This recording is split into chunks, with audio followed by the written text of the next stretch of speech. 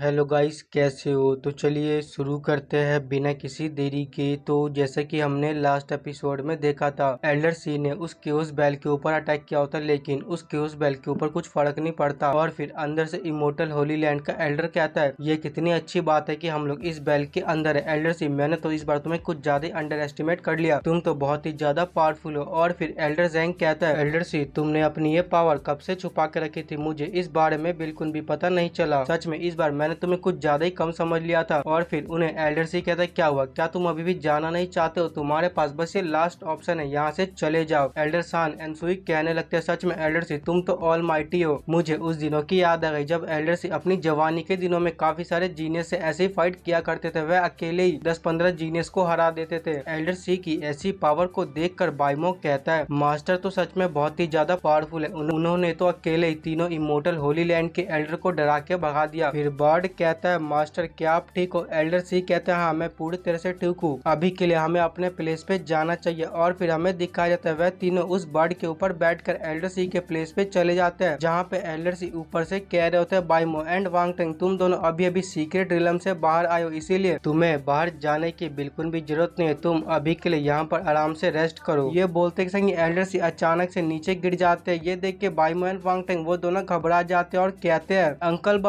Bird आखिर Elder सी को क्या हुआ? बताइए ना, मास्टर को क्या हुआ? बर्ड कहता है, मास्टर ने अपनी एनर्जी का कुछ ज्यादा ही यूज कर लिया है, इसीलिए उनकी जो बॉडी है वो एग्जॉस्ट हो चुकी है। अभी के लिए उनको सबसे ज्यादा आराम करने की जरूरत है। एग्जाम्पल के रूप में तुम समझ सकते हो कि कोई एक लैंप है जो जलते रहता है, लेकिन जब उस लैंप का तेल खत्म हो जाता है तो वो लैंप भी बुझ जाता है। यही सेम सिचुएशन एल्डर सी के साथ है। फिर बाइमो कहता है, तो हम अपने मास्टर को कैसे बचा सकते हैं? और फिर बर्ड कहता है, मास्टर को बचाने का सिर्फ दो ही तरीका, या तो उनकी बॉडी को इमोर्टल बॉडी में ब्रेक थ्रू करवा दो, या फिर उनके लिए पियरलेस ग्रास निंजाओ को ढूंढना। लेकिन अगर मैं बोलूं तो ये दोनों ही चीजें इम्पॉसिबल है। मैं अभी ओल्ड मास्टर को अंदर लेके जा रहा हूँ उनकी बॉडी को हील करने के लिए, और तुम दोनों जाओ और जाके थोड़ी प्रैक्टिस वगैरह करो। और फिर ये बोलते ही संग बर्ड वहां से निकल जाता है। फिर बाइमो एंड वांग टंग वो दोनों ऐसे ही खड़े रहते हैं। और फिर जैसे ही बाइमो एंड वांग टंग अंदर जा रहे होते, उनके पीछे कोई 3 डिसाइपल आते हैं, और उन तीनों में से एक डिसाइपल आगे आते हुए कहता है, मुझे ये बताओ तुम में से बाइमो कौन है? बाइमो उसकी ओर देखता और कहता है, मेरा नाम है बाइमो, बताओ तुम्हें क्या काम है? उन तीनों में से एक डिसाइपल कहता है, आखिर इसकी हिम्मत कैसे कि ट्रू डिसाइपल लैनफेंग के सामने ऐसे एरोगेंटली बात करने की? क्या इसको पता नहीं कि किसी ट्रू डिसाइपल से कैसे बात करनी चाहिए? उसकी ऐसी बातें सुन के बाइमो को गुस्सा आ जाता है और उसके पास जाके उसको एक रैप्टा मारता है, जिससे कि वह नीचे गिर जाता है। और बाइमो उससे कहता है, देख आज मेरा मूड वैसे ही खराब है, अगर तूने एक और शब्द अपने मुंह से निकाले तो ध्यान रख, मैं तेरे को यहीं पे जान से मार दूंगा। अपने साथी को ऐसा पिटता हुआ देख के लैनफेंग कहता है, आखिर तेरी हिम्मत कैसे हुई मेरे सामने ही मेरे लोगों को मारने की? क्या तेरे को मेरे से बिल्कुल भी डर नहीं लगता? बाइमो उससे कहता है, मेरे को किसी से भी डर नहीं लगता, अगर तेरे में हिम्मत है तू भी आजमा के दे सकता है। और फिर वो डिसाइपल खड़ा होते हुए कहता है, ब्रदर फैन, ये बंदा बहुत ही ज्यादा एरोगेंट है। इवन कि आप डिवाइन ब्रिज रिलम के पीक पे, बट फिर भी इसकी इतनी हिम्मत की है आपसे ऐसे बातें करे, ये तो आपकी बिल्कुल भी रिस्पेक्ट नहीं कर रहा। बाइमो उससे कहता है, देखो मेरे पास ज्यादा समय नहीं है, तुम्हें जो भी बोलना है जल्दी से मेरे से बोलो, अगर नहीं बोलना तो फिर यहाँ से दफा हो जाओ। और फिर फैंग कहता है, देखो बाइमो, मैं बस तुमसे एक ही चीज जानना चाहता हूँ, मुझे ये बताओ कि मेरे ब्रदर लैन रैंग को किसने मारा है? बाइमो उसको कहता है, क्या लैन रैंग तुम्हारा भाई है? अगर मैं सच बोलूँ तो उसकी जो पर्सनैलिटी काफी ज्यादा बेकार थी। और फिर फैंग कहता है, क्या इसका मतलब है कि मेरे ब्रदर को तुमने मारा? बाइमो कहता है, मेरी पूरी बात तो सुन ले, मैंने तेरे ब्रदर को बिल्कुल भी नहीं मारा, मैं कसम खाता हूँ, और मैं एक सुपर जीनियस हूँ, मुझ जैसा सुपर जीनियस कभी झूठ नहीं बोलता, मैंने तेरे ब्रदर को बिल्कुल भी नहीं मारा। बाइमो की ऐसी बातें सुन के वांग टैंग के मुंह से खून निकल जाता है और अपने मन में सोचने लगता है, मेरे को तो लगा था कि बाइमो इस बात एडमिट कर लेगा, बट ये तो बहुत ही ज्यादा डरपोक निकला, पता नहीं अपने आप को ये सुपर जीनियस क्यों बोलता रहता है। और फिर फैंग कहता है, तो उसको किसने मारा? बाइमो उसको कहता है, देखो मुझे इस बारे में बिल्कुल भी नहीं मालूम, हो सकता है कि उसे किसी इमोर्टल होली लैंड के डिसाइपल ने मार दिया, क्योंकि वो बहुत ही ज्यादा एरोगेंट है, उतनी एरोगेंट के साथ उसका तो मरना तय था। और फिर लैन वहाँ से जाते हुए कहता है, देखो बाइमो, अभी के लिए तो मैं यहाँ से जा रहा हूँ, लेकिन मैं इस मैटर के बारे में अच्छे से इन्वेस्टिगेशन करूंगा, अगर मेरे को पता चला कि तूने मेरे ब्रदर को मारा तो ध्यान रख, मैं भी उसी दिन तेरे को जान से मार दूंगा। बाइमो उससे कहता है, तो ठीक है फिर निकलना यहाँ से, यहाँ पे कर क्या रहा है? और फिर वांग टैंग कहता है, बाइमो तुम तो कितने ज्यादा डरपोक निकले, तुम तो बस फालतू में ही अपने आप को सुपर जीनियस बोलते रहते हो, तुमने तो डरपोकों की तरह उससे मना कर दिया कि तुमने लैन को बिल्कुल भी नहीं मारा। और फिर बाइमो कहता है, देखो मैं ये बात जानता हूँ कि मुझे किस समय क्या बोलना चाहिए, सेक्ट के रूल के हिसाब हम अपने सेक्ट के डिसाइपल को कभी जान से नहीं मार सकते, अगर ये बात एल्डरों को पता चलेगी तो एल्डर मेरे को पनिश करेंगे, इसीलिए मैंने ये एडमिट कर लिया कि मैंने उसको नहीं मारा और फ्यूचर में देखा जाएगा होगा क्या। बाइमो की ऐसी बातें सुन के तो लैन भी उसको कुछ नहीं बोल पा रहा होता है और फिर हमें थोड़ी देर बाद दिखाया जाता है जहाँ पे बाइमो कल्टीवेट करने के लिए बैठ जाता है और उसके साथ बर्ड भी होता है। बाइमो कहता है अंकल बर्ड आपका बहुत बहुत शुक्रिया कि आप मेरी प्रोटेक्शन करें मेरी कल्टीवेशन के दौरान। बर्ड कहता है कोई बात नहीं, अब जबकि मास्टर यहाँ पे नहीं है तो ये मेरा फर्ज बनता है कि मास्टर के बदले मैं तुम लोगों को प्रोटेक्ट करूँ। और फिर बाइमो कहता है अंकल बर्ड आपका बहुत बहुत शुक्रिया और फिर जो बाइमो होता है वह वहाँ पे कल्टीवेशन करने के लिए बैठ जाता है। और बर्ड कहता है देखो बाइमो ब्रेक थ्रू करने से पहले तुम्हें उस किंगलिन डिवाइन ब्रिज को अपनी बॉडी के अंदर कम्प्लीटली रिफाइन करना पड़ेगा। एक बार जब तुम उस किंगलिन डिवाइन ब्रिज को रिफाइन कर लोगे उसके बाद जब तुम्हारा जो ब्रेक थ्रू होगा वो पूरी हिस्ट्री में सबसे स्ट्रॉन्गेस्ट ब्रेक थ्रू होने वाला है। और फिर सीन शिफ्ट होता है वांग टेंग की और वांग टेंग कहता है मैं आज कुछ भी करके ब्रेक थ्रू कर लूंगा और मेरी जो स्ट्रेंथ है वह पहले से और भी ज्यादा बढ़ जाएगी। मुझे यकीन है कि बाइमो ब्रेक थ्रू नहीं कर पाएगा क्योंकि उसका टैलेंट बहुत ही ज्यादा बेकार है, मेरा टैलेंट बाइमो से अच्छा है। और फिर जो वांग टेंग होता है वह वहाँ पर ब्रेक थ्रू करने लगता है। फिर सीन शिफ्ट होता है बाइमो की और बाइमो कहता है मैंने तो कभी सोचा ही नहीं था कि ये प्रोसेस इतना ज्यादा पेनफुल हो सकता है। सच में जब डिवाइन ब्रिज मेरी बॉडी के अंदर मर्ज हो रही है तो इससे मुझे काफी ज्यादा दर्द हो रहा है। फिर हमें 1 घंटे बाद वांग टेंग को दिखाया जाता है। वांग टेंग कहता है तो फाइनली मैंने ब्रेक थ्रू कर लिया, अब मेरे को बाइमो के पास जाना चाहिए और उसको चिढ़ाना चाहिए। और फिर सीन शिफ्ट होता है बाइमो की और जहाँ पर बर्ड कहता है बाइमो तुम बस ब्रेक थ्रू करने ही वाले हो, बस थोड़ा सा ही और जो तुम्हारे ये ब्रेक थ्रू ये कोई ऑर्डिनरी ब्रेक थ्रू नहीं है बल्कि ये super extraordinary breakthrough है, तुम्हारे बॉडी से बहुत ही ज्यादा पावरफुल ऑरा निकल है। और फिर बाइमो जोर से अपनी बॉडी से एनर्जी रिलीज करता है जिससे कि उसका ब्रेक थ्रू हो जाता है। वांग टेंग बाइमो के पास आ रहा होता है, जैसे वो घर का दरवाजा खोलने की कोशिश करता है दरवाजे से इतनी ज्यादा पावरफुल फोर्स निकलते है कि वांग टेंग भी पीछे गिर जाता है और कहता है आखिर अंदर हो क्या रहा है, क्या अंदर कोई फाइट वगैरह तो नहीं हो रही। ये देख के बर्ड कहता है बाइमो तुमने तो सच में ब्रेक थ्रू कर लिया और जो तुम्हारे ब्रेक थ्रू था ये कोई नॉर्मल ब्रेक थ्रू नहीं था बल्कि तुम्हारे ब्रेक थ्रू करने से जो फोर्स निकला वह किसी स्काई डिवाइन कल्टीवेटर के साथ हम कंपेयर कर सकते हैं। वांग टेंग भी बाइमो को देखता है, वो पूरी तरह से हैरान होते हुए कहता है ओ माय गॉड मुझे तो विश्वास ही नहीं हो रहा कि बाइमो ने भी ब्रेक थ्रू कर लिया। और फिर हमें बाइमो के पीछे एक किंगलिन बीस्ट को दिखाया जाता है और फिर बाइमो के पीछे एक कलरफुल हॉर्स आ जाता है। उस हॉर्स को देख के बर्ड हैरानी के साथ कहता है किंगलिन विजन, ये तो किंगलिन विजन है, इसका साइन बहुत ही ज्यादा कलरफुल है, इस तरह के साइन के साथ कोई भी कल्टीवेटर किसी भी यूनिक लेवल को अचीव कर सकता है। मैं इस बात से बहुत ही ज्यादा हैरान हूँ कि बाइमो ने कैसे इस चीज को अचीव कर लिया। और फिर बाइमो कहता है किंगलिन डिवाइन ब्रिज की हेल्प से मैंने अपनी इस बॉडी को किंगलिन बॉडी में ट्रांसफॉर्म कर लिया। और फिर जो बाइमो होता है वह फिर से एक बार ब्रेक थ्रू कर लेता है। ये देख के वांग टेंग फिर से हैरान हो जाता है और कहता है आखिर यहाँ पे चल के रहा है, बाइमो कैसे एक बार इतने सारे ब्रेक थ्रू कर सकता है। और फिर जैसे ही बाइमो ब्रेक थ्रू करता है वो जो हॉर्स होता है वह बाइमो के घर से आसमान में जाने लगता है। ये देख के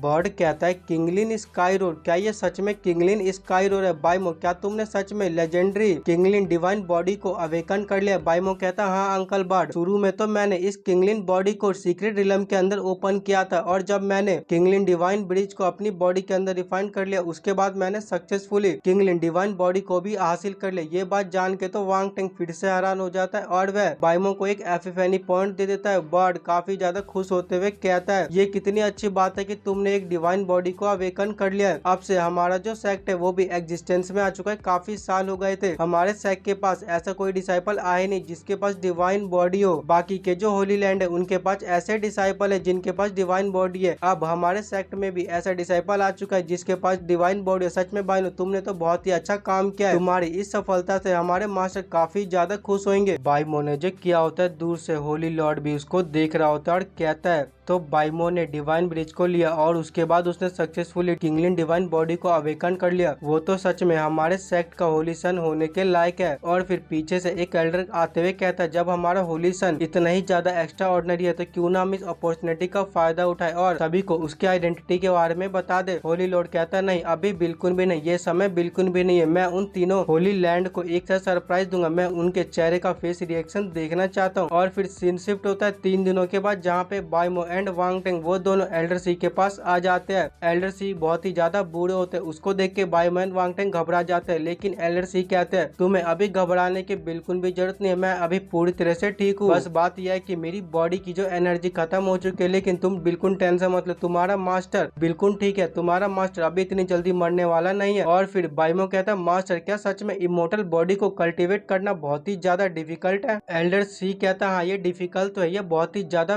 डिफिकल्ट है क्योंकि पास्ट में इसको कोई भी अचीव नहीं कर पाया, इसको सिर्फ एक ही पर्सन अचीव कर पाया है। तुम काफी ज्यादा एक्स्ट्रा ऑर्डिनरी है, मुझे उम्मीद है कि तुम एक दिन जरूर इमोर्टल बॉडी को कल्टीवेट कर पाओगे और तुम इस दुनिया को बताओगे कि इस वर्ल्ड में इमोर्टल बॉडी एग्जिस्ट करती है। और फिर बाइमो कहता है मास्टर आप मेरे को भी इमोर्टल बॉडी सिखाइए, और अपने मन में सोच रहा होता है मेरे पास तो सिस्टम है, मैं सिस्टम की हेल्प से बड़ी आसानी से सीख सकता हूँ और सिस्टम ने इसे सीखने का मेरे को मिशन दिया, मेरे को सिर्फ 5 साल के अंदर इमोर्टल बॉडी को अचीव करना पड़ेगा। और फिर वांग टैंग कहता है मास्टर मैं भी सीखना चाहता हूँ। फिर बाइमो उससे कहता है क्या तुम्हारे पास इतनी क्वालिफिकेशन है कि तुम इसको सीख भी पाओगे। ये बात जान के वांग टैंग को तो काफी ज्यादा गुस्सा आ जाता है और वह बाइमो को एक एपिफेनी पॉइंट दे देता है। फिर वांग टैंग कहता है मुझे इससे कोई फर्क नहीं पड़ता, मेरे को इमोर्टल बॉडी सीखनी है तो सीखनी है। और अपने मन में सोचता है मैं वांग टैंग, मैं ग्रेट फैमिली से बिलोंग करता हूँ, चाहे कुछ भी हो जाए मैं बाइमो से बिल्कुल भी पीछे नहीं रहने वाला हूँ। अगर बाइमो इसको सीखना चाहता है तो फिर मैं भी इस चीज को जरूर सीखूंगा। फिर एल्डर सी कहता है जब तुम दोनों ये सीखना चाहते हो तो मैं तुम्हें जरूर सिखाऊंगा, लेकिन एक बात ध्यान रखना कि अगर तुमने एक बार इसको कल्टीवेट करना शुरू कर दिया तो पीछे हटने का कोई भी रास्ता नहीं। क्या तुम दोनों इस बारे में श्योर हो कि तुम सीखना चाहते हो। वो दोनों कहते हैं हाँ मास्टर हम श्योर है, हम जरूर इमोर्टल बॉडी को सीखेंगे। फिर एल्डर सी कहते हैं तो ठीक है फिर मेरे साथ अंदर चलो, और वे अंदर आ जाता है जहाँ पे एल्डर सी कहते हैं मुझे तुम दोनों ये बताओ कि तुम इमोर्टल बॉडी के बारे में क्या जानते हो। बाइमो कहता है मास्टर मेरे को इमोर्टल बॉडी के बारे में कुछ भी नहीं पता है। और फिर वांग टैंग कहता है वांग फैमिली के एंशिएंट रिकॉर्ड के हिसाब से इमोर्टल बॉडी वो बॉडी होती है जिसमें तुम हमेशा के लिए जिंदा रहते हो, तुम इसको लॉन्गेविटी बॉडी भी कह सकते हो, इस बॉडी के साथ तुम कभी भी मरने वाले नहीं हो। ये बात जान के तो बाइमो भी एक पल के लिए हैरान हो जाता है और अपने मन में सोचने लगता है इमोर्टल वो लोग होते हैं जो हमेशा के लिए जिंदा रहता है, वह कभी भी नहीं मरते, इसीलिए ज्यादातर लोग इमोर्टल बॉडी को कल्टीवेट करना चाहते हैं। बट ये कितने अफसोस की बात है कि वह इसे कभी कल्टीवेट कर ही नहीं पाते हैं। और फिर एल्डर सी कहता है हाँ तुम्हारे पास थोड़ी बहुत नॉलेज तो है, इमोर्टल बॉडी की जो टेक्निक है वह इस वर्ल्ड में इसलिए फैली हुई है क्योंकि एंशिएंट टाइम में इमोर्टल एग्जिस्ट किया करते थे। ये बात जान के बाइमो कहता है क्या मास्टर अभी भी इस वर्ल्ड में इमोर्टल एग्जिस्ट करते हैं। एल्डर सी कहते हैं हाँ इस वर्ल्ड में अभी भी इमोर्टल एग्जिस्ट करते हैं, काफी सारे लोग हैं जिन्होंने इमोर्टल के होने का सीक्रेट पता किया है। ये बात जान के बाइमो पूरी तरह से हैरान हो जाता है और कहता है क्या सीक्रेट भी है। और फिर एल्डर सी कहता है मैं इस बारे में ढंग से नहीं जानता क्योंकि मैंने अपनी आंखों से कभी नहीं देखा है, लेकिन काफी सारे लोग हैं जिन्होंने बोला है कि उन्होंने इमोर्टल को देखा है और उन्होंने इमोर्टल के रिलेटेड कुछ सीक्रेट भी ढूंढे। हालांकि ये जो जितने भी सीक्रेट है ये पब्लिकली सब में नहीं बताए जाते, ये सभी गुप्त रूप से छुपाए गया है। फिर बाइमो कहता है मास्टर आपको कैसे ये इमोर्टल टेक्निक मिली। मास्टर कहते हैं ये बहुत ही ज्यादा लंबी स्टोरी है, ये मेरी लाइफ का सबसे बड़ा सीक्रेट है, इसीलिए जब समय आएगा तब मैं तुमको इसके बारे में खुद ही बता दूंगा। एंशिएंट टाइम में काफी सारे जीनियस थे जो इमोर्टल बॉडी को कल्टीवेट करना चाहते हैं, वह सिर्फ मास्टर ही नहीं बने रहना चाहते, लेकिन ये कितनी बेकार बात है कि आज तक इसको कोई कल्टीवेट नहीं कर पाए। क्या तुम जानते हो कि ये कितना ज्यादा डिफिकल्ट है। बाइमो कहता है जैसे कि आपकी बातों से पता चलता है कि यह बहुत ही ज्यादा डिफिकल्ट है। और फिर एल्डर सी कहते हैं मैं तुम लोगों को अभी इमोर्टल बॉडी टेक्निक का फर्स्ट लेवल सिखा रहा हूँ, इसको तुम्हें खुद ही समझना पड़ेगा। और फिर एल्डर सी इमोर्टल टेक्निक को उनके सामने दिखाने लगते हैं जिससे कि वहाँ पर संस्कृत के कुछ मंत्र आ जाते हैं। वांग टैंग एंड बाइमो दोनों उस मंत्र को देखते हैं लेकिन उन दोनों में से कुछ समझ नहीं आ रहा होता है। और फिर थोड़ी देर बाद एल्डर कहते हैं तो मुझे बताओ तुम लोगों को कितना समझ आया। वो दोनों एक साथ कहते हैं मास्टर हमको इसमें से एक भी सिंगल वर्ड समझ नहीं आया।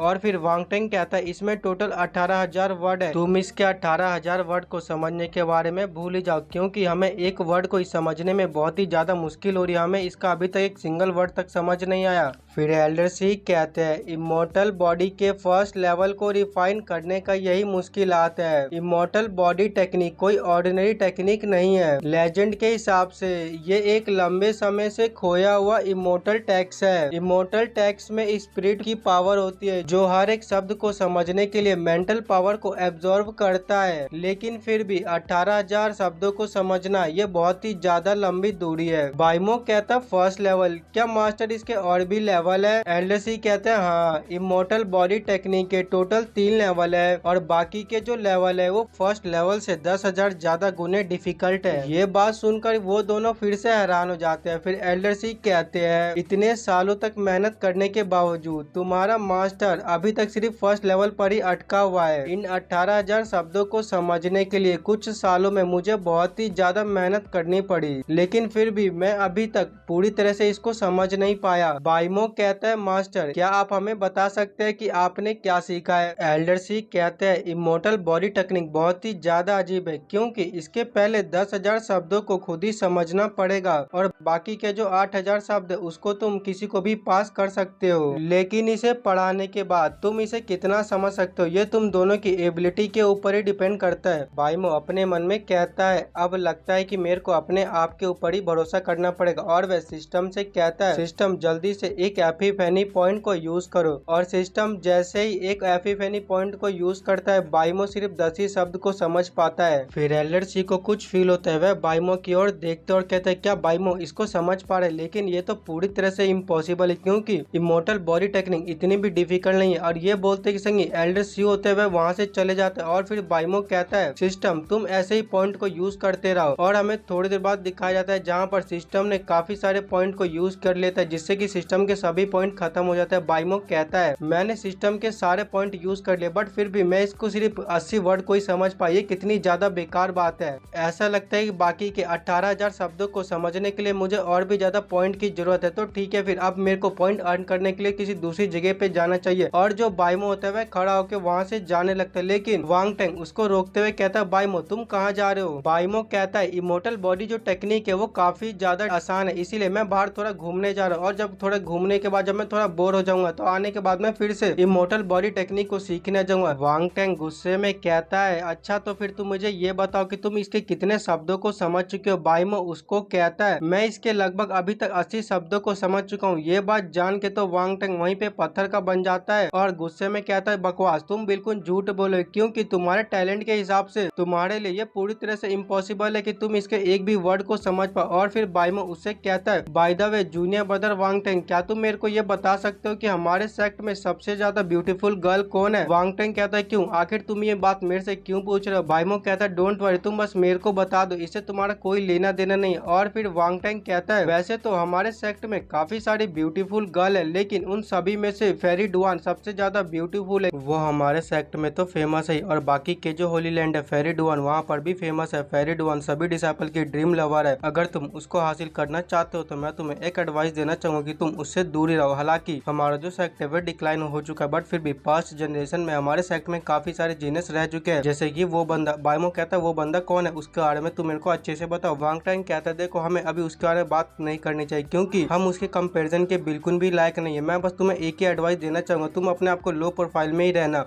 ये बात जान के बाइमो कहता है, क्या लो प्रोफाइल, वो भी मैं बाइमो, मैं ऐसे ही सुपर जीनियस नहीं बना, मैं कभी लो प्रोफाइल में बिल्कुल नहीं रहता। जूनियर ब्रदर वांग टेंग, तुम यहीं पे कल्टीवेट करते रहो और इमोर्टल बॉडी को सीखते रहो, तब तक मैं बाहर जा रहा हूँ थोड़े मजे करने के लिए। और बाइमो वहाँ से जाने लगता है। ये देख के वांग टेंग को काफी ज्यादा गुस्सा आ जाता है और वह गुस्से में बाइमो को एक एफएनी पॉइंट देता है। बाइमो जाते हुए कहता है, अगर जूनियर ब्रदर वांग टेंग जैसे मेरे और भी ज्यादा जूनियर हो गए तो ये कितनी अच्छी बात है, मेरे को और भी ज्यादा पॉइंट को अर्न करने का मौका मिलेगा। और फिर सीन शिफ्ट होता है ली की ओर। ली अपने घर से बाहर आ जाता है सर्कुलेशन में, जहाँ पे उसके सभी साथी उससे कहते हैं, ब्रदर ली आपको बहुत बहुत कांग्रेचुलेशन कि आपने डिवाइन ब्रिज रिलम पर ब्रेक थ्रू कर लिया। ली कहता है, तो ठीक है फिर अब हम चलते हैं जिंग चैन पवेलियन की और मार्शल आर्ट टेक्निक को सीखने की। और अपने मन में सोचता है, जब मैं एक बार जिंग चैन पवेलियन के किसी भी मार्शल आर्ट टेक्निक को मास्टर कर लूंगा, उसके बाद जो मेरी स्ट्रेंथ है वो और भी ज्यादा बढ़ जाएगी। और फिर मैं बाइमो को अपने पैरों के नीचे ले आऊंगा और उसको मैं उसके असली औकात दिखाऊंगा। हमें बाइमो को दिखाया जाता है, जो भी जिंग चैन पवेलियन की ओर जाता है बाइमो को ली दिखता है, ली को भी बाइमो दिखता है और बाइमो ली के पास जाता है और उसे कहता है, तो ली काफी लंबे समय बाद मिले, वैसे मेरे को ये बताओ तुम्हारी कल्टीवेशन कैसी चल रही है? ली कहता है, मेरी कल्टीवेशन तो बहुत ही ज्यादा अच्छी चल रही है। बाइमो कहता है, तुम्हें देख के तो ऐसा लगता है कि तुम डिवाइन ब्रिज रिलम पे पहुंच चुके हो। ली कहता है, हाँ मैं पहले ही डिवाइन ब्रिज रिलम पे प्रमोट हो चुका हूँ। और तुम्हारा क्या तुम प्रमोट हो गए? बाइमो कहता है, हाँ मैं भी डिवाइन ब्रिज रिलम पे प्रमोट हो चुका हूँ। ये बात जान के ली कहता है, मुझे विश्वास नहीं हो रहा। और फिर जो बाइमो होता है वह अपनी बॉडी से एनर्जी रिलीज करता जाता है। ये देख के ली हैरान हो जाता है और कहता है अरे ये ऑरा तो डिवाइन ब्रिज रिलम का ऑरा है, लेकिन तुम्हारा जो ये ऑरा ये इतना ज्यादा पावरफुल क्यों है? ये ऑरा तो मेरे से भी ज्यादा स्ट्रॉन्ग है। और फिर बाइमो ली से कहता है अगर तुम मुझसे कंपेयर करेगा तो मेरे सामने तू एकदम कचरा है, और जो तेरी फैमिली की जो होली ट्रेजर है वो ऐसा लगता है कि मेरे पास रहने वाली, तू उस ट्रेजर को मुझसे कभी भी नहीं ले पाएगा। और जो ली होता है वह गुस्से में वहां से चला जाता है और कहता है देख बाइमो तू अभी पावरफुल है, लेकिन अगली बार मैं तुझसे बहुत ज्यादा पावरफुल हो जाऊंगा। और ली जाते हुए बाइमो को एक पॉइंट दे देता है। और फिर अगला सीन शिफ्ट होता है जिंग चैन पवेलियन की ओर, जहाँ पे काफी सारे डिसाइपल आ जाते हैं मार्शल आर्ट की टेक्निक को प्रैक्टिस करने के लिए। बाइमो भी वहीं पे आ जाता है। फिर एक लड़की अपने सीनियर ब्रदर से कहती है सीनियर ब्रदर इसका जो टॉप है वो तो बहुत ही ज्यादा ब्यूटीफुल है। फिर पीछे से एक डिसाइपल कहता है ये इतना भी ज्यादा सिंपल नहीं है जितना तुम्हें ये दिख रहा है, इसके टॉप में काफी सारे स्टार है और इन स्टार के अंदर मार्शल आर्ट की टेक्निक है। ये तुम्हारे टैलेंट एंड समझने की स्किल के ऊपर डिपेंड करता है कि तुम कितने ज्यादा हायर लेवल की टेक्निक को समझ पाते हो। और फिर कुछ डिसाइपल का ध्यान दूसरी ओर जाता है, वो कहने लगते अरे ये तो फेरी डुआन है ना। हाँ ये सच में फेरी डुआन है। फेरी डुआन का नाम सुन के तो बाइमो भी हैरान हो जाता है और कहता है क्या फेरी डुआन यहाँ पे आ गई है? और हमें फेरी डुआन को दिखाया जाता है जो आगे की ओर आ रही होती है। फिर फेरी डुआन के पास कुछ डिसाइपल जाते हैं और उस फेरी डुआन को कुछ डिसाइपल ग्रीट करते हैं। फिर ली फेरी डुआन के पास जाता है और कहता है तो आप ये फेरी डुआन, मैंने काफी सारे लोगों से आपके बारे में बहुत ही कुछ सुना था, लेकिन अब जबकि मैं आपको अपने आंखों से देख रहा हूँ तो अब मेरे को पता चल चुका है उन लोगों ने आपकी तारीफ कमी की थी। आप तो इतनी ज्यादा ब्यूटीफुल हो कि आपके लिए कोई शब्द भी नहीं है। और फिर फेरी डुआन कहती है ली तुम कुछ ज्यादा ही मेरी चापलूसी कर रहे हो, वैसे भी तुम भी कोई नॉर्मल पर्सन थोड़ी हो ना, तुम्हारा डैड तो एक चैंपियन था ना और तुम एक चैंपियन के मेंशन से आते हो। ली कहता है फेरी डुआन एंड ली वो दोनों ऐसी बात कर रहे होते हैं। बाइमो का ध्यान उनकी ओर जाता है और वह अपने मन में कहता है मैं सबसे पहले इस फेरी डुआन को ढूंढना चाहता था, लेकिन मैंने तो ये सोचा ही नहीं था ये खुद ही यहाँ पे आएगी। चलो ये मेरे लिए कितनी अच्छा है, अब मेरे को और भी ज्यादा पॉइंट को अर्न करने का मौका मिलेगा। और फिर एल्डर कहते हैं सभी लोग चुप हो जाओ, ये कोई मार्केट नहीं है जहाँ पर तुम ऐसे शोर मचा सकते हो। सभी लोग बैठ जाओ और अपनी ब्रेथ को रिलीज करो, जैसी तुम्हारी क्वालिफिकेशन होगी उसी हिसाब से जो टेक्निक है वो तुम्हारे पास अपने आप आ जाएगी। और फिर जो ली फेरी डुआन से कहता है सीनियर सिस्टर डुआन आप तो काफी ज्यादा टैलेंटेड है, मुझे यकीन है कि आज सबसे ज्यादा हाई लेवल की स्किल आप ही ऑब्टेन करने वाली। और फिर डुआन कहती है आप तो चैंपियन हुओ के मेंशन से आते हो ना, और वैसे भी आपके मेंशन की रेपुटेशन काफी ज्यादा अच्छा है और मुझे नहीं लगता कि आपका जो टैलेंट है वो इतना भी ज्यादा बेकार होगा, जरूर आप भी एक्स्ट्रा ऑर्डिनरी होगे। ली कहता अरे नहीं नहीं सीनियर सिस्टर आप तो मेरी कुछ ज्यादा ही तारीफ करे। और फिर बाइमो कहता हाँ वो बिल्कुल सही कह रहे,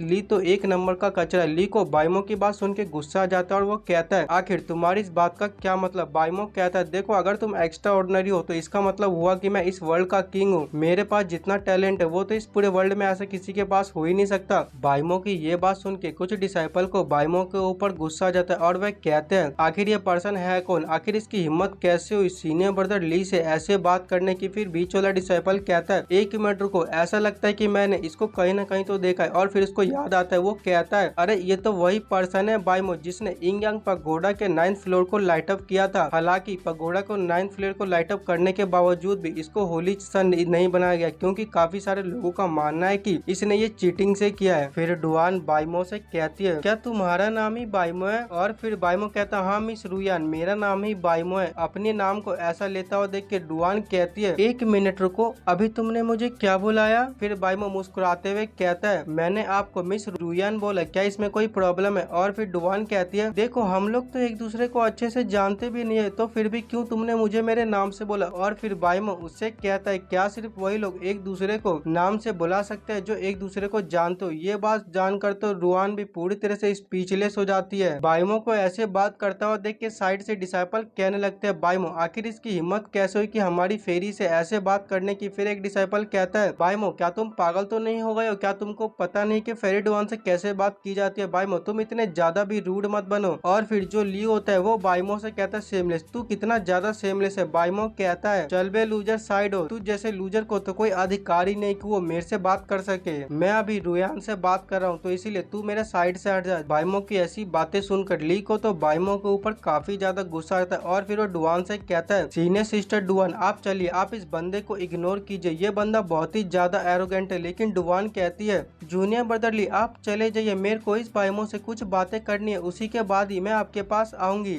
बाइमो कहता देखा तुमने, ये तुम जैसे लूजर के साथ बिल्कुल भी नहीं जाना चाहती। और फिर ली वहाँ से गुस्से में चला जाता है। फिर डुआन कहती है जूनियर ब्रदर बाइमो मैं आपसे इस बार कुछ क्वेश्चन पूछना चाहती हूँ। बाइमो उसके बहुत ही ज्यादा क्लोज आ जाता है और वो कहता है, तुम्हें मुझे जूनियर ब्रदर बोलने की बिल्कुल भी जरूरत नहीं, तुम मेरे को सिर्फ बाइमो ही बोल सकती हो। बाइमो उसके पास कुछ ज्यादा ही क्लोज आ जाता है। ये देख के जो डुआन ब्लश करने लगती है और बाकी के डिसाइपल कहने लगते हैं आखिर इस कमीने की हिम्मत कैसे हुई हमारी फेरी के इतने ज्यादा क्लोज आने की। हे बाइमो जल्दी से हमारी फेरी से दूर हट जा। और बाइमो अपने मन में सोच रहा होता है ये कितनी अच्छी बात है, मेरे को इन लोगों से कितने सारे पॉइंट मिले, ऐसा लगता है कि फ्यूचर में मेरे को और भी ज्यादा पॉइंट मिलने वाले। और फिर डुआन कहती है बाइमो क्या तुम मेरे को बता सकते हो कि उस किंगलिन सीक्रेट रिलम के अंदर हुआ क्या। और फिर बाइमो कहता है तुम ये जानना चाहती हो कि इस बार किंगलिन सीक्रेट रिलम में किसने उस डिवाइन ब्रिज को ऑब्टेन किया है। डुआन कहती है हाँ आखिरकार इस बार सीक्रेट रिलम के अंदर हुआ क्या। तीनों इमोर्टल होली लैंड वह बिल्कुल शांत है और हमारे सेक्ट ने गैग ऑर्डर को जारी कर दिया, लेकिन फिर भी मैं ये जानना चाहती हूँ कि तुमने सीक्रेट रिलम के अंदर क्या देखा।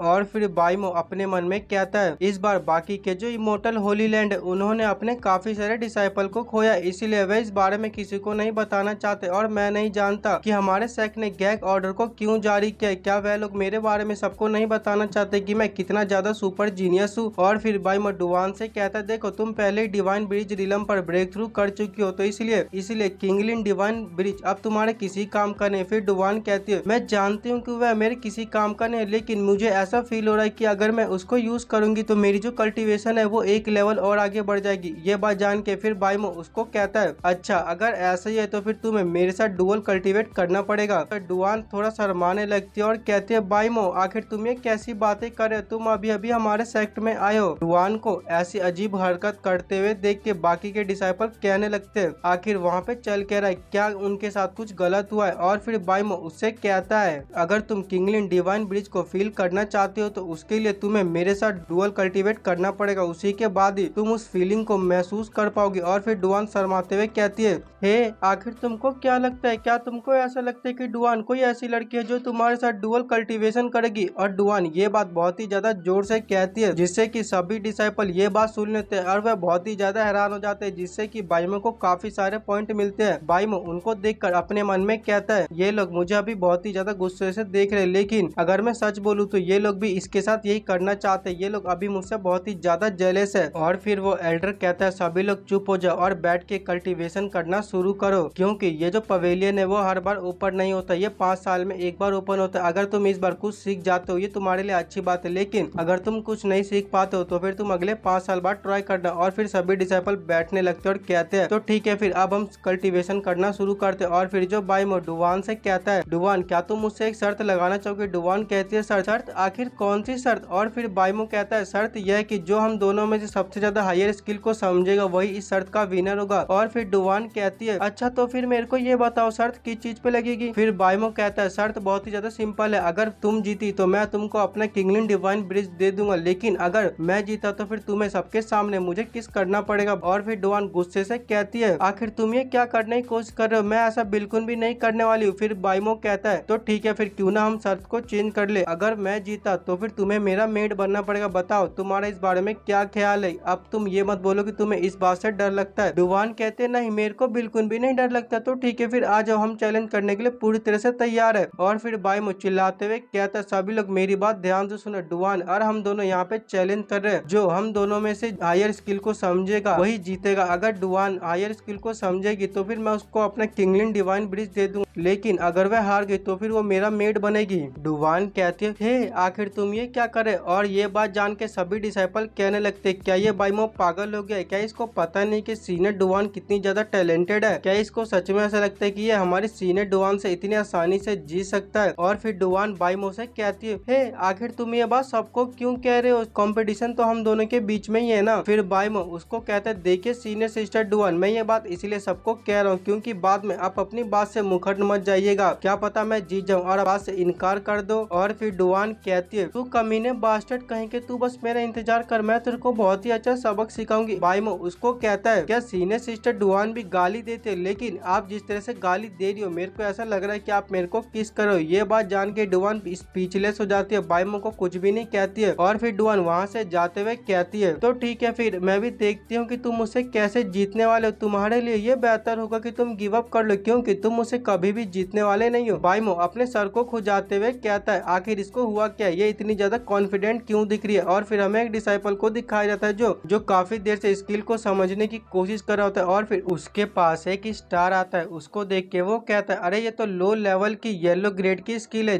जिसे देखकर बाकी के डिसाइपल उसके ऊपर हंसने लगते हैं, जिससे कि उस डिसाइपल को काफी ज्यादा गुस्सा आता है। और फिर हमें थोड़ी देर बाद दिखाया जाता है जहाँ पर पवेलियन के रूप से और भी ज्यादा मार्शल आर्ट की टेक्निक बाकी के डिसाइपल के पास आने लगती है। उनमें से एक डिसाइपल कहता है, मेरे पास तो येलो लेवल की मिड ग्रेड की स्किल है। फिर दूसरा डिसाइपल कहता है, मेरे पास तो येलो लेवल की टॉप ग्रेड की स्किल है। ये सब चीजें देख के वो एल्डर कहता है, सच में मेरा जो इस सेक्ट है वो पहले से काफी ज्यादा कमजोर हो चुका है। इस बार ऐसा कोई भी डिसाइपल नहीं आया जिसने परफॉर्म लेवल की मार्शल आर्ट की स्किल को अपीयर किया हुआ। पास्ट में मेरे सेक्ट में काफी सारे ऐसे जीनियस थे जो हेवन लेवल तक चले जाते थे। क्या यहाँ पे कोई ऐसा पर्सन अपीयर नहीं होगा जो कम से कम अर्थ लेवल की स्किल को तो अवेकन कर ले? और फिर हमें ली को दिखाया जाता है जिसने परफॉर्म ग्रेड की मिड लेवल की स्किल को अपीयर किया होता है। ये देख के एल्डर कहता है, परफॉर्म ग्रेड की मिड लेवल की क्या बस ये इतना ही था? काश कोई इससे और भी अच्छा करे। लीमो को देख के उसके सभी साथी कहने लगते हैं, जैसा कि हमने ब्रदर ली से एक्सपेक्ट किया था, उनके डैड तो चैंपियन थे तो इसीलिए ली को भी चैंपियन होना ही था। उन्होंने तो परफॉर्म ग्रेड की मिडल स्किल को अवेकन कर लिया। और फिर ली बाइमो की ओर देखता और कहता है, बाइमो मैं इंतजार कर रहा हूँ कि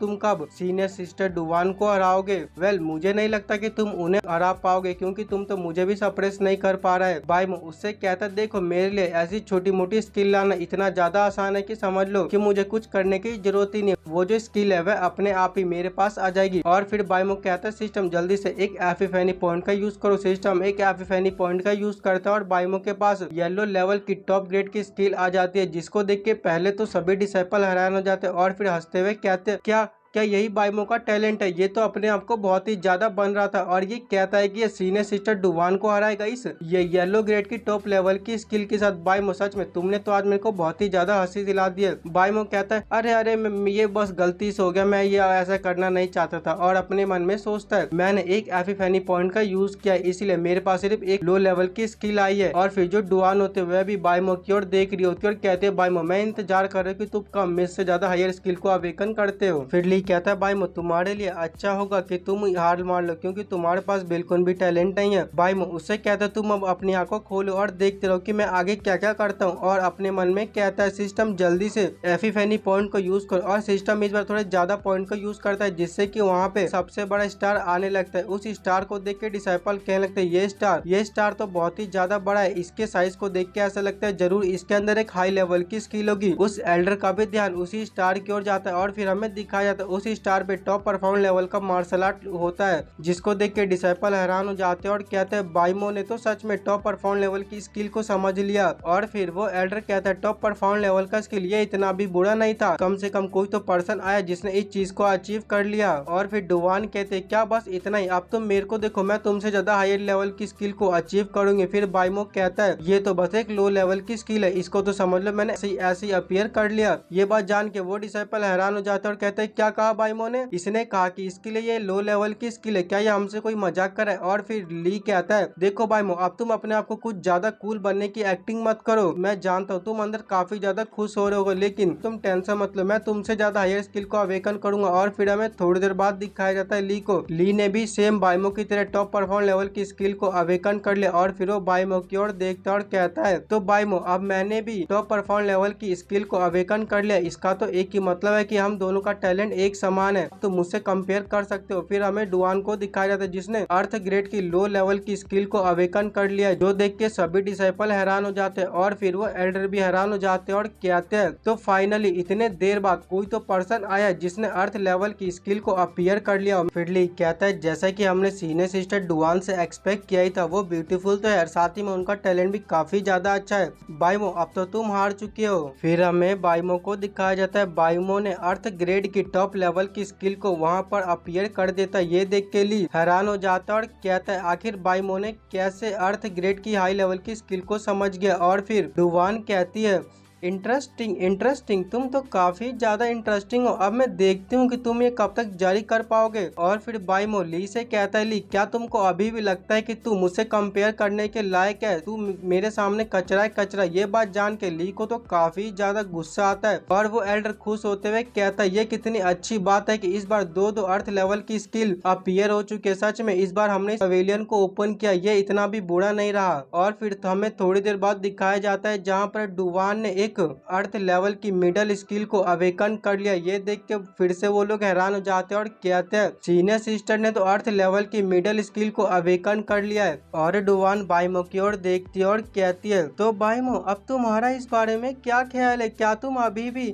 मेरे से ज्यादा हायर स्किल को अवेकन कर सकते हो? बाइमो कहता है ऑफ कोर्स। और ये बोलते के साथ ही बाइमो ने वहाँ पे टॉप अर्थ लेवल की स्किल को अपीयर कर लिया होता है, जिससे कि डुवान हैरान होते हुए कहती है आखिर बाइमो इतनी जल्दी स्किल को कैसे अपीयर कर रहा है, इसकी कंप्रीहेंड करने की स्पीड इतनी ज्यादा कैसे है? और फिर बाइमो कहता है डुवान अब बताओ तुम्हारा इस बारे में क्या कहना है, क्या ये तुम्हारे वाले से अच्छा था? डुवान कहते हैं नेचुरली ये मेरे वाले से अच्छा था। और ये बोलते संगे डुवान ने अपनी स्पेशल फिजिक्स को एक्टिवेट कर दिया होता है, जिससे कि उसके सर पे काफी सारे फ्लावर आ जाते हैं। उस फ्लावर को देख के डिसाइपल हैरान होते हुए कहते हैं ये तो कलरफुल होली फ्लावर है, इसका तो एक ही मतलब हो सकता है कि सीनियर सिस्टर डुवान ने अपनी स्पेशल फिजिक्स को एक्टिवेट कर लिया है। इनकी स्पेशल फिजिक्स की एक खासियत है कि ये कम समय में चीजों को समझने की स्पीड को बढ़ा देती है, जिससे कि जो रिजल्ट बहुत ही ज्यादा अच्छा आता है। अब सीनियर सिस्टर डुवान जरूर इस बैटल को जीतेगी। ये देख के एल्डर भी काफी ज्यादा खुश हो जाता है और कहता है ये ओल्ड मैन आज काफी ज्यादा खुश है, मैं भी आज इस स्पेशल फिजिक्स की एबिलिटी को देखना चाहता हूँ। मैं ये देखना चाहता हूँ कि तुम कहाँ तक चीजों को समझ पाओगी। और फिर बाइमो कहता है ऐसा लगता है सीनियर सिस्टर का कॉन्फिडेंस उनकी स्पेशल फिजिक्स के कारण आ रहा है। और फिर डुवान कहती है अगर ऐसा ही है तो क्या तुम अब हार मारना चाहोगे या फिर मुझसे अब कॉम्पिटिट करना चाहोगे? बाइमो कहता है हार मारने जैसा शब्द मेरी डिक्शनरी में कभी है ही नहीं, मैं जरूर अभी भी कॉम्पिटिट करना चाहूंगा। फिर सीनियर सिस्टर कहती है तो फिर ठीक है, मैं भी देखती हूँ कि तुम कब तक ये कंटिन्यू कर पाते हो, मैं तुम्हें मजबूर कर दूंगी, तुम हार मान लो। और ये बोलते कि संग सीनियर सिस्टर डुवान ने अपनी स्पेशल फिजिक्स को एक्टिवेट कर लिया होता है, जिससे कि वहाँ पर हेवन ग्रेड की लो लेवल की स्किल आ जाती है, जिसको देख के सभी डिसाइपल पूरी तरह से हैरान हो जाते हैं। और वह एल्डर भी हैरान हो जाता है और कहता है आखिरकार कोई तो ऐसा पर्सन आया जिसने हेवन ग्रेड की स्किल को अपीयर कर लिया और वह मेरी उम्मीदों पर खड़ा उतरा। और फिर वो कहती है जूनियर ब्रदर बाइमो अब आपकी बारी है, अब आप क्या कमाल दिखाते हो, मैं आपका इंतजार कर रही हूँ। बाइमो कहता है सिस्टम जल्दी से 7 पॉइंट को यूज करो। और अपने मन में कहता है स्टार्टिंग में मेरे को इन लोगों से काफी सारे पॉइंट मिल चुके हैं, तो इसीलिए अब मेरे को पॉइंट की टेंशन लेने की बिल्कुल भी जरूरत नहीं है। फिर बाइमो ने वहाँ पर हेवन ग्रेड की मिड लेवल की स्किल को अपीयर कर लेता है। ये देखकर एक डिसाइपल कहता है हे भगवान आखिर मैंने क्या देख लिया, बाइमो ने तो सच में हेवन ग्रेड की मिडिल लेवल की स्किल को समझ लिया। डुवान कहती है तुम आखिर इतनी जल्दी कैसे चीजों को समझ पाते हो? बाइमो कहता है ऐसा इसलिए क्योंकि मैं हूँ सुपर जीनियस। सीनियर सिस्टर डुवान जल्दी कीजिए अब आपकी बारी है। डुवान कहती है डैम इट ये कितनी बेकार बात है कि बाइमो भी मेरे साथ साथ चीजों को समझते जा रहा है। और अपने मन में कहते हैं शुरू में तो मैंने सोचा था कि मैं अपनी स्पेशल फिजिक्स का यूज करूंगी और एक ही बार में इससे जीत पाऊंगी, लेकिन मैंने ये कभी सोचा ही नहीं था कि बाइमो भी इस चीज को कर लेगा। ऐसा लगता है कि अब मेरे को अपनी स्पेशल फिजिक्स की पूरी पावर को यूज करना पड़ेगा। और ये बोलते कि संग वह अपनी बॉडी की पूरी पावर को यूज करने लगती है, जो देख के एल्डर काफी ज्यादा खुश हो जाता है और कहता है अरे वाह अब ऐसा लगता है कि यहाँ पे और भी ज्यादा मजा आने वाला है। और रही बात इस बाइमो की, ये इसको देख के लगता है कि ये बहुत ही ज्यादा शांत है, लेकिन मैं समझ नहीं पा रहा ये कैसे इस चीजों को इतनी जल्दी समझ पाता है। और फिर हमें दिखाया जाता है वहाँ पर एक बहुत ही ज्यादा बड़ा स्टार आने लगता है। उस स्टार को देख के सभी डिसाइपल कहने लगते हैं ये स्टार तो सच में काफी ज्यादा बड़ा है। सच में सीनियर सिस्टर डुवान की कंप्रेंड स्किल तो एक अलग ही लेवल पर है, मैंने तो सोचा ही नहीं था कि वह इतने बड़े स्टार को अपीयर कर लेगी। ये तो हेवन ग्रेड के टॉप लेवल का मार्शल आर्ट की टेक्निक है। ली कहता है सीनियर सिस्टर डुवान आप तो सच में बहुत ही ज्यादा एक्स्ट्राऑर्डिनरी हो, आपने तो मेरी उम्मीद से भी ज्यादा अच्छा परफॉर्म कर लिया, मैंने तो सोचा ही नहीं था कि आपको एनलाइटमेंट मिल जाएगा। और फिर वो एल्डर डुवान के पास आता है और कहता है कितने साल हो गए थे हमारे जिंगचन पवेलियन में, ऐसा कोई पर्सन अपीयर हुआ ही नहीं जिसने हेवन ग्रेड की टॉप लेवल को अचीव किया। अब से तुम टॉप 10 की लिस्ट में आते हो उन जीनियस में जिसने इस पवेलियन की हायर मार्शल आर्ट टेक्निक को समझाओ। फिर डुवान कहती है ब्रदर बाइमो क्या तुम अभी भी मुझसे कॉम्पिटिट करना चाहोगे, अब तुम्हें हार मान लेना चाहिए। बाइमो कहता है हार, और मैं क्यों मानूं, जब तक मैं तुमको हराना दूं तब तक मैं बिल्कुल भी हार नहीं मानने वाला हूँ। ये बात जान के डुवान को तो बाइमो के ऊपर काफी ज्यादा गुस्सा आ जाता है। वो कहते जिद्दी तू बहुत ही ज्यादा जिद्दी है। और फिर ली कहता है देखो बाइमो मुझे लगता है अब तुम्हें हार मान लेना चाहिए, क्योंकि सीनियर सिस्टर डुवान ने सबसे ज्यादा हाईएस्ट लेवल को अचीव किया है और इससे ज्यादा हाईएस्ट लेवल को अचीव करना तुम्हारे लिए तो पूरी तरह से इम्पॉसिबल है। बाइमो कहता है जो भी हो लेकिन मैं ट्राई करके जरूर देखना चाहूंगा। और वह सिस्टम से कहता है सिस्टम जल्दी से तुम एक साथ 10 पॉइंट का यूज करो। सिस्टम जैसे ही 10 पॉइंट का यूज करता है रूफ पे जितने भी स्टार होते हैं वह सभी चमकने लगते हैं। ये देख के डिसाइपल को कुछ समझ नहीं आता है। वो कहते हैं आखिर यहाँ पे चल क्या रहा है। फिर हमें दिखाया जाता है वहाँ पर एक बहुत ही ज्यादा बड़ा स्टार जमीन पे आने लगता है। उस स्टार को देख के सभी लोग हैरानी के साथ कहते हैं ये स्टार तो एक होली लेवल की मार्शल आर्ट की टेक्निक है। क्या बाइमो ने सच में इस चीज को अचीव कर लिया? इसके लिए हेवन ग्रेड इनफ नहीं था कि इसने एक होली लेवल की स्किल को समझ लिया। और वो एल्डर वो भी पूरी तरह से हैरान हो जाता है और कहता है ये तो अनएक्सपेक्टेड है, आखिर कैसे ये चीज हो सकती है। और हमें ली को दिखाया जाता है जो कहता है क्या आखिर मैं ये क्या देख रहा हूँ, क्या आखिर बाइमो कब से इतना टैलेंटेड हो गया कि वह ये सब चीजें करने लगा। और ली फिर से बाइमो को एक पॉइंट दे देता है। बाइमो अपने मन में सोचता है मेरे पास अभी काफी सारे पॉइंट है, मैं बड़ी आसानी से इसके और भी ज्यादा हायर लेवल को अचीव कर सकता हूँ। और फिर वो एल्डर कहता है ये बच्चा, मैंने तो सोचा ही नहीं था कि ये बच्चा ये सब चीजें अचीव कर लेगा। स्टार्टिंग में तो मेरे को लग रहा था कि डुआन जीतेगी, बट किसने सोचा था कि इन द एंड यही बच्चा जीतने वाला। और फिर डुआन बाइमो की ओर देखती है और कहती है मैं हार गई, मैं तो सच में इस बंदे से हार चुकी हूँ। और फिर सभी डिसाइपल बात करने लगते हैं सीनियर सिस्टर डुआन तो हार गई, क्या इसका मतलब उनको बाइमो का मेड बनना पड़ेगा? फिर दूसरा डिसाइपल कहता है नहीं, आखिर कैसे वो बाइमो का मेड बन सकते, ये तो उनके लिए बहुत ही ज्यादा डिसरिस्पेक्ट की बात होगी, मैं ऐसा बिल्कुल नहीं चाहता कि वो बाइमो की मेड बने। फिर तीसरा डिसाइपल कहता है लेकिन शर्त के हिसाब से तो उनको ये करना ही पड़ेगा। और फिर डुआन बाइमो के पास आती है और उसे कहती है अब जबकि मैं हार चुकी हूँ तो मेरे को अपना प्रॉमिस पूरा करना पड़ेगा। बाइमो उससे कहता है नहीं, अभी ये बिल्कुल भी खत्म नहीं हुआ क्योंकि अभी और भी कुछ बचा हुआ है। ये बात जान के डुआन कहती है क्या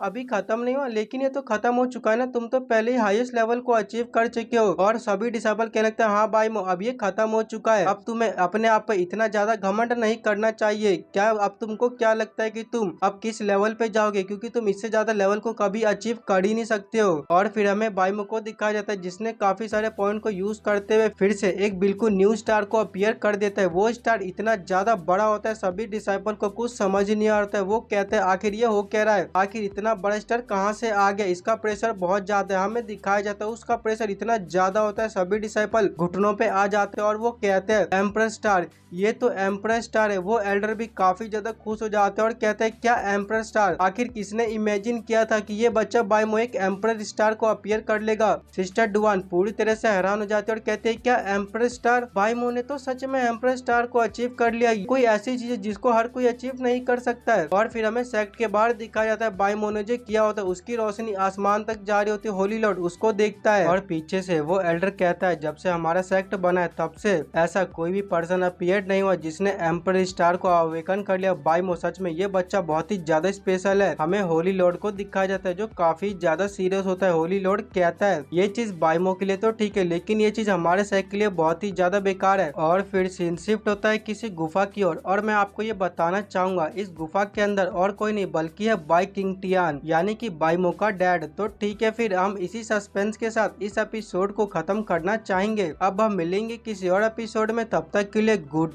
बाय।